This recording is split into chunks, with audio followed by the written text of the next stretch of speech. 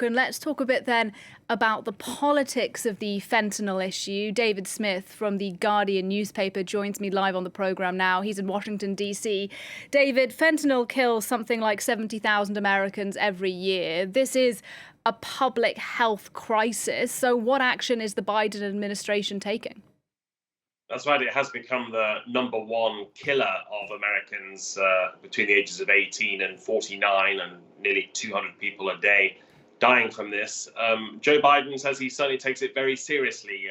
Last year, the administration put $1.5 billion into efforts to combat the opioid epidemic. And then again, last month, a further $450 million invested. And that latest round, that was for distribution of an overdose prevention drug in rural areas. It was to train paramedics on treating overdoses, increasing spending on an anti-fentanyl advertising campaign, and expanding regional drug trafficking programs to combat drug trafficking. It's a concerted effort.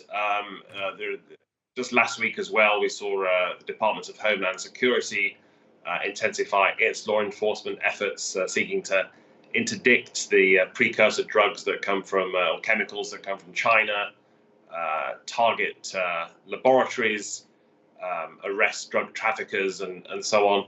But there's also diplomacy here as well. The administration is trying to speak to many other countries who are affected by this, including, of course, Mexico, where many of these drugs are brought over the border, and China, where the chemicals originate. But it's certainly a very difficult challenge for the Biden administration. Indeed, and you mentioned Mexico, and that's one of the reasons why this is becoming a sort of party political issue in the United States. The Republicans, where you are in Washington, explicitly blaming the Biden government, saying the rise in fentanyl overdoses is linked to the country's immigration policies. Is there any truth to that? It's certainly become a major talking point.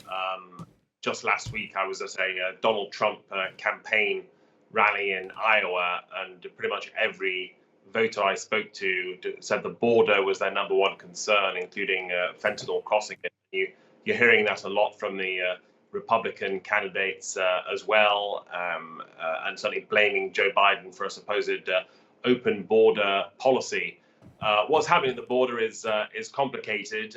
The White House's position is that from the first day of his administration, Joe Biden proposed immigration reform that would have dealt with many of these issues. Congress has failed to step up and provide that reform.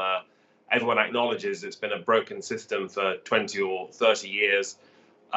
Republicans are struggling to come up with solutions of their own. You actually hear some of the presidential candidates talking about bombing Mexico, would you believe, or sending in the military over the border, which would obviously be a huge diplomatic problem. And experts say that would not necessarily work. And among other things, it tends to be actually Americans who the primary group bringing fentanyl across the border.